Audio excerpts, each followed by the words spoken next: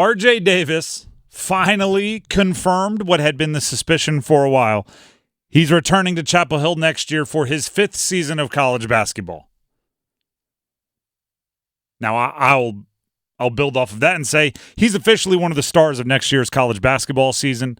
Yeah. If I am a television partner, I'm bringing him in for the photo shoots. I'm putting him on the promos. He becomes one of the stars. He becomes one of the favorites to be the National Player of the Year, let alone ACC Player of the Year, which he was last year and will be amongst the favorites, if not the favorite, to do it again.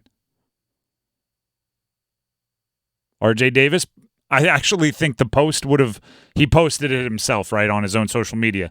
I actually think it would have done better if it hadn't been leaked so many days ago that all the insiders thought he was coming back. But he hit him with the "I'm back." That's a good one. Hit him with the "Why not 4?" which is a funny one to think of because he's come back for his 5th year. I know 4 is his jersey number, but he's come back for his 5th year, so "Why not 4?" sounds kind of like, did you forget your sophomore year? Like, what's going on here? But also, I think it's funny because "Why not us?" was kind of the rallying cry of NC State's run to the Final Four, and then a UNC player saying essentially "Why not me?" is an interesting flip there. I'm wondering if the fans are a little bitter about that.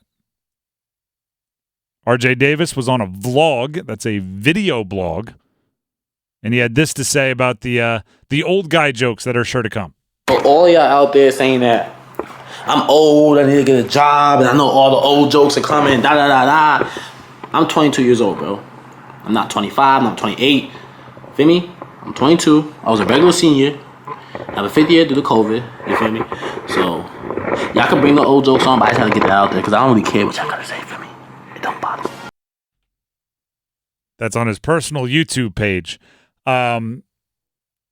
Do you think he randomly picked "I'm not 25" out of the Carolina Blue, or was that a Cormac Ryan jab? Because there weren't many 25-year-old college basketball players even last year, but one of his teammates was. Listen, if you play 5 years of college basketball, you're gonna get some jokes from the opposing team. But guess what? Every team is doing it. Not a single team in the country would turn down RJ Davis if he wanted to come back and play for them. It's so funny, and obviously with the triangle teams, with UNC and State and Duke, they really attack each other with full acknowledgement that they would do the same thing, right? When DJ Burns is playing his, whatever it was, 6th year of college basketball, State fans were still calling Armando Bacot old, and they're still going to call RJ Davis old, and the same in reverse, right? The same happens with every other direction. DJ Horn, Casey Morsell, all 5th-year guys last year. When Jeremy Roach went to Baylor and some Duke fans were like, "Oh, man, we're going to miss him." Oh, you better believe UNC fans were attacking them for like, "Oh, now you want the 5th-year player? I thought Armando Bacot needed to get a job." And they're doing that. And then RJ Davis turns around and says he's coming back. They're like, never mind. Old guys are cool. Like, it's just with the COVID year, it's weird. It's an extenuating circumstance. This is the last year we're going to have to deal with it. Some guys are going to be older. But if you're RJ Davis, the jokes are coming, right? Don't try to defend yourself with like, "I'm only 22 years old." Well, no, the jokes are coming, RJ.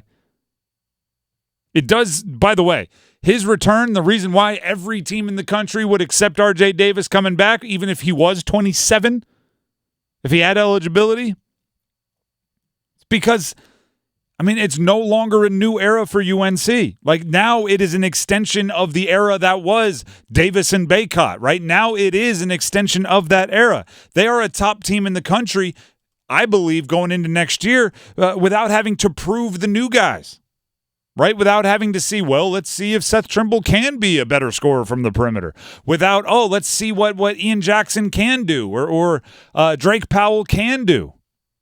Cade Tyson, who they just brought out of the transfer portal with a commitment, he becomes a better portal addition because RJ Davis is going to be alongside him. Right? If you get a knockdown shooter, you put him next to RJ Davis. Every time RJ Davis drives, every time RJ Davis catches it, there's a gravitational pull. The swing pass to Tyson becomes a more legitimate play. Seth Trimble, Elliot Cadeau, who we brought up, they're better players with R.J. Davis alongside them. They no longer draw the number one perimeter defensive player from the opposing team. That player is assigned to R.J. Davis every single time. And for everyone that wants to complain about NIL and transfer, R.J. Davis is the player the NIL stuff is designed to help. He could go make probably similar money, maybe a little bit less than what he's going to make in NIL overseas. He could grind it out in the G League, or he could stay in school, make a decent amount of money, be a star, have a really fun experience. That's kind of what the NIL is designed to do, right? Not force guys that need to make some money or feel like they have to make some money to go pro before they're ready. R.J. Davis is an undersized perimeter two guard.